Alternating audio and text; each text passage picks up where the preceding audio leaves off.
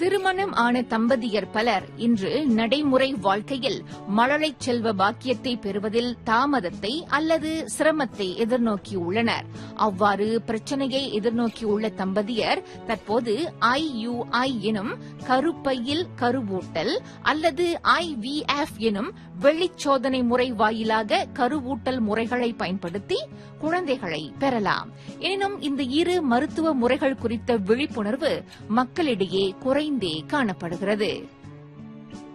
தம்பதிங்க நினைப்பாங்க ஐவிஎஃப் வந்து last step, எல்லாமே அவங்களுக்கு பிரச்சனை இருந்தால் கூட கடைசியாக அந்த ஸ்டெப் வருதுன்னு நினைச்சிட்டு லேட்டா வருவாங்க. இந்த ஐவிஎஃப் சக்சஸ் சான்ஸ் வந்து அவங்க பெண்ணோட ஏஜ் பொறுத்து இருக்கு. ஏன்னா அவங்களுக்கு முட்டை நம்பர் வந்து 35 வயசு மேலே ஆச்சுன்னா முட்டை நம்பர் குறைஞ்சிக்கிட்டே வரும். அது நம்பர் 1. நம்பர் 2 குவாலிட்டி வயசு ஏற ஏற அவங்க வயசாக குவாலிட்டி குறைஞ்சிக்கிட்டே வந்துச்சுன்னா அதை நம்ம மாற்ற முடியாது. ஸோ முட்டை குவாலிட்டி குறைவாக இருந்துச்சுன்னா கருவு குவாலிட்டி குறைவாக இருக்கும். கருவு குவாலிட்டி குறைவாக இருந்துச்சுன்னா அவங்களோட ப்ரெக்னன்சி சான்ஸ் கூட IVF பண்ணால் கூட ரொம்ப ஹையாக இருக்காது. ஸோ அவங்க ஏர்லியாக வந்து செஞ்சாங்களா ப்ரெக்னன்ட் ஆகிற சான்சஸ் வந்து 60-70%. முதலில் குழந்தை பெறுவதில் தாமதத்தை எதிர்நோக்கியுள்ள தம்பதியருக்கு IUI எனப்படும் கருப்பையில் கருவூட்டல் முறை பரிந்துரைக்கப்படும். இந்த முறையின் கீழ் ஆணிடமிருந்து சேகரிக்கப்பட்ட ஆரோக்கியமான விந்தணுக்கள் பெண்ணின் கருப்பையில் செலுத்தப்படும். அதன் வாயிலாக பெண் ஒருவர் கர்ப்பம் தரிப்பதற்கான வாய்ப்பு அதிகரிக்கப்படுகிறது. IUI வந்து முக்கியம். அது IUI பண்றோம்னா அந்த பெண்ணுக்கு வந்து அந்த ஃபெலோப்பியன் டியூப் ஓப்பனாக இருக்கணும். அட்லீஸ்ட் 1 டியூப் ஓப்பனாக இருக்கணும். ஓகே, IUIல அந்த பெண்ணுக்கு நம்ம மருந்து கொடுத்து முட்டையை பெருசாக்கிட்டு முட்டையை நம்ம ஓவிலேட் பண்ண வைப்போம். அந்த ஓவிலேட் பண்ணுற நாளில் ஹஸ்பண்டும் ஒய்ஃபும் கிளினிக் வருவாங்க. ஹஸ்பண்ட் ஸ்பெர்ம் கொடுத்துட்டு நம்ம கிளினிக்கில் நம்ம அந்த ஸ்பெர்ம் எடுத்து ப்ரொசஸ் பண்ணுவோம் லேப்பில். அது ஒரு 2 மணி நேரம் பிடிக்கும். ப்ரொசஸ் பண்ணுறோம். ஏன் ப்ரொசஸ் பண்ணுறோன்னு சொன்னால் அவங்க ஹோல் ஸ்பெர்ம் சாம்பிள் கொடுத்தா நல்லா இல்லாத sperm, date sperm, slow moving sperm எல்லாமே நம்ம வெளியே எடுத்துட்டு நல்ல ஸ்பெர்ம் ஒண்டி தான் ஒரு சின்ன டியூப் மாரி பாவிச்சு, இந்த படத்தில் பார்த்தீங்களா சின்ன டியூப் பாவிச்சு கர்ப்பப்பை உள்ளே அந்த ஸ்பெர்மை இன்ஜெக்ட் பண்ணிடுவோம்.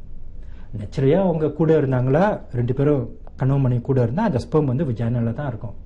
இந்த IUIல அந்த ஸ்பெர்மை நம்ம நல்ல ஸ்பெர்மை உள்ளுக்கு கர்ப்பப்பை உள்ளுக்கே நம்ம இன்ஜெக்ட் பண்ணிட்டோமா அந்த ஸ்பெர்ம் முட்டியை மீட் பண்ணுற சான்சஸ் ஹையாக இருக்கும். 2 to 3 times ஹையர். அதனால தான் IUI பண்ணுவோம். பிரெக்னன்சி சான்ஸ் வந்து 10-15%. அடுத்த கட்டமாக IVF எனப்படும் வெளிச்சோதனை முறை வாயிலாக கருவூட்டல் முறையை அவர்கள் மேற்கொள்ளலாம். ஆய்வு கூடத்தில் பெண்ணின் சினைப்பையில் இருந்து சேகரிக்கப்படும் கரு முட்டைகள் ஆணின் விந்தணுவுடன் சேர்க்கப்படும். இந்த முறையின் வாயிலாக 35 வயதுக்குட்பட்ட பெண் ஒருவர் கர்ப்பம் தரிப்பதற்கு 70 விழுக்காடு வரையில் வாய்ப்புள்ளது.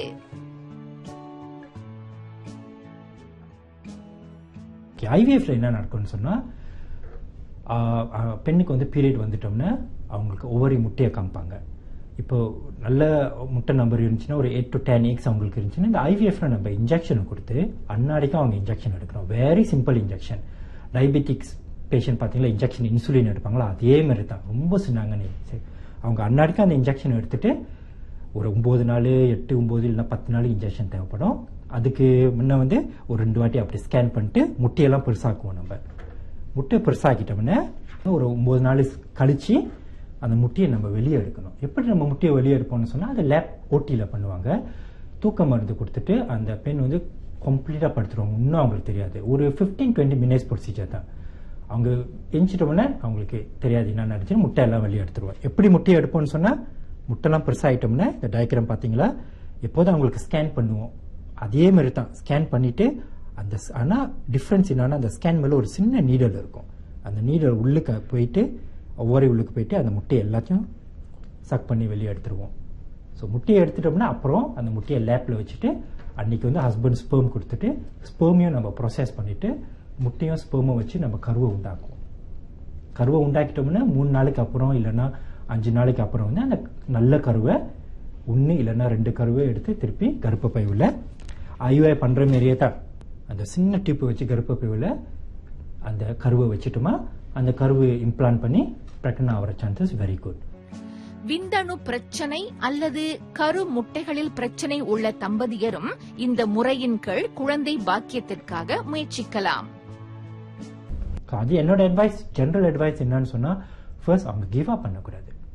ஒரு வாட்டி போச்சுன்னா இது நல்லா நடக்காது, ஐவிஎஃப் கூட எனக்கு ஹெல்ப் பண்ணலாம் அப்படின்னு சொல்ல முடியாது. ஏன்னா நிறைய நம்மளுக்கு பேஷண்ட் இருக்கு, ரியல் பேஷண்ட், இந்தியன் கப்பல் தான். அவங்க முட்டை யங் ஒரு 32 33 இயர்ஸ் ஓல்டு தான். முட்டை வந்து கூட 7 முட்டை இருந்தால் கூட அவங்களுக்கு எல்லா முட்டையும் நல்லா இல்லை. ஃபர்ஸ்ட் டைம் பண்ணாங்க, ப்ரெக்னன்ட் ஆகலை, வேறு இடத்துல பண்ணது. இங்கே திருப்பி வந்து செஞ்சோம்னா முட்டை அதே மாரி தான் இருந்துச்சு, நல்லா இல்லை.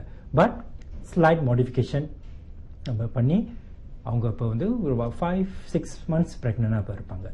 அவங்க ஃபர்ஸ்ட் டைமே ஸ்டாப் பண்ணியிருந்தாங்களா, எல்லா முட்டையும் எனக்கு நல்லா இல்லை அப்படின்னு இப்போ வரைக்கும் அவங்க 5-6 மந்த் ப்ரெக்னென்ட் ஆகிருக்க மாட்டாங்க. இந்தியா ஹரியானா மாநிலத்தைச் சேர்ந்த 70 வயது டல்ஜிண்டர் கவுர் எனும் மூதாட்டி கடந்த ஆண்டு இந்த IVF முறை வாயிலாக தனது முதல் குழந்தையை பிரசவித்தார். திருமணம் ஆகி 50 ஆண்டுகள் கடந்துவிட்ட போதிலும் குழந்தையின்றி இருந்த இவர் 2 முறை தோல்விக்கு பின்னர் 3வது முறையாக IVF வழி ஒரு ஆண் குழந்தைக்கு தாயானார். கால மாற்றத்திற்கு ஏற்ப அபரிமித வளர்ச்சியை பதிவு செய்து வரும் மருத்துவத்துறை நோய்களை குணப்படுத்துவது மட்டுமின்றி மனிதர்களுக்கு ஏற்படும் குறைபாடுகளை நிவர்த்தி செய்வதிலும் அளப்பரிய பங்கினை ஆற்றுகிறது. எனவே மழலை செல்வத்தை பெறுவதில் இருக்கும் பிரச்சனையை அடையாளம் கண்டு அதற்கான தீர்வை தேடிச் செல்வோம்.